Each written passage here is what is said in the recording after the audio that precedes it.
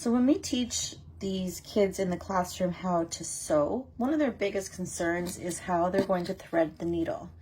So we usually give them these needles with the bigger eyes on them so that they can get through pretty easily. But one thing I'm going to show you, what we do provide in the classroom are these needle threaders. And I've seen them for years, but never even knew what they were. So if you end up needing this one day, if the eye is smaller and you're having difficulties, what you do is take this metal part here, thread it through the eye of the needle. Then you take your thread, put it through that big fat eye there. I don't know what else you'd call it if it's not an eye. So then when you pull this metal piece out, you're gonna have your needle threaded. Let me do that again because I think it went out of the camera shot there.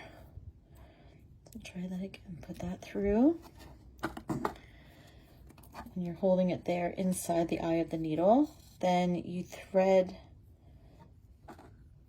the thread through the hole. When you pull this metal thing back out, you'll see your needle is thread. Now, I don't have any of this mustard yellow colored thread. So in keeping with the theme of bright colors, I'm going to use this teal color thread because I've just threaded through. I'm going to double up the thread, so I will cut it there.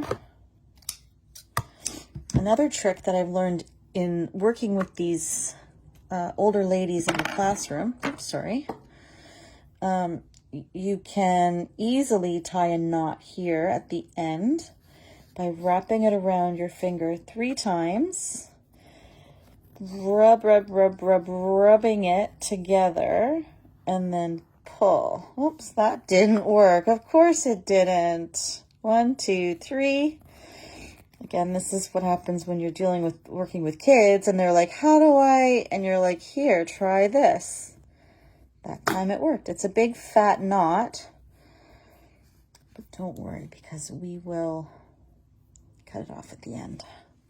What I like to do, because of this big ugly knot, I like to start on the in between these 2 pieces because you're not going to see this once it's sewn together. See, I'm going to make sure that gets tucked in between the 2 pieces. I'm going to go ahead, go around, sewing pretty closely together here, keeping my stitches pretty tight. I'll go in, back through, just back and forth, simple stitch. All the way around. I might have to rethread my needle, that's okay. Go all the way around until you hit about that mid-back point because we're going to leave this space open to stuff with the cotton batten. Okay, so my thread is getting pretty short, so I wanted to put a quick little reminder in here that we will have to tie this off and start again with a new piece of thread. So I'll show you another little trick my mom taught me years and years and years ago. Start by putting your needle in. Don't pull it through all the way. Oops, I'm stuck here. So let me show you the back side here. So here we've got the thread. I'm going to wrap 1, 2, 3 times around and pull. That will create a knot that we want. Now I probably could have done that better because now we've got an outside stitch here, but you know what? In the grand scheme of things, no one's going to notice that. It's so close to the edge. And we'll see that. So now that I've tied it off nice and tight, I can go ahead and snip this free. Oh my goodness. And then we'll start with a new piece of thread. So there's my sewn up bird. I tried to keep these stitches uniform, sort of equally distanced, but